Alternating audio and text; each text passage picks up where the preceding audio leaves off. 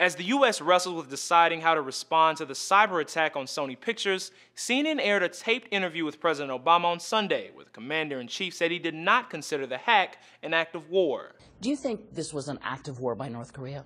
No, I don't think it was an act of war. I think it was an act of cyber vandalism that was very costly, very expensive.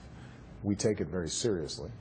We will respond proportionally. Just what that proportional response could be is still unclear. After all, there's no precedent for this kind of situation. U.S. officials have come out and said they believe North Korea to be behind the attack on Sony. The Wall Street Journal spoke with security officials who said there are directives in place to protect critical infrastructure, such as the power grid, from cyber attacks. But the concept of a private company, much less an entertainment company, being the subject of such an attack from an outside government over a satirical film is not something officials foresaw. Making things even more complicated are the differing opinions in Washington on the political significance of the attack. Senator John McCain went on CNN not long after Obama and called the Sony hack a manifestation of a new form of warfare, further elaborating, "When you destroy economies, when you are able to impose censorship on the world and especially the United States of America, it's more than vandalism." It's also hard to define what constitutes an act of cyber war. A NATO manual defines it as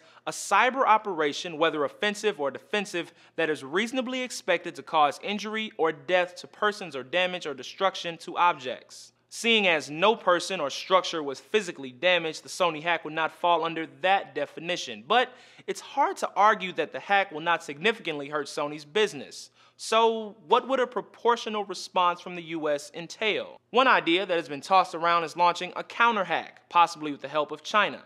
China has long-standing ties to North Korea, and much of North Korea's telecommunications systems run through Chinese-operated networks. An official told the New York Times, "What we are looking for is a blocking action, something that would cripple their efforts to carry out attacks."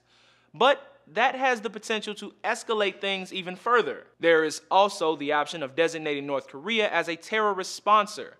A former NSA research scientist told Business Insider doing so would set in motion a wider range of legal authority, U.S. government, military resources, and international options. The country was designated a terrorist sponsor until 2008, so this isn't exactly a game changer.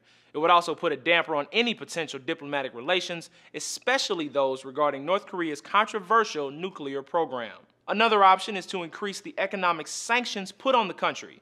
The Daily Beast says those sanctions were crippling to North Korea when they were last used by the Bush administration a decade ago. North Korea flat out denies it had anything to do with the attack and instead accuses the U.S. government of being behind the making of The Interview, the movie that is believed to be the motivation for the hack.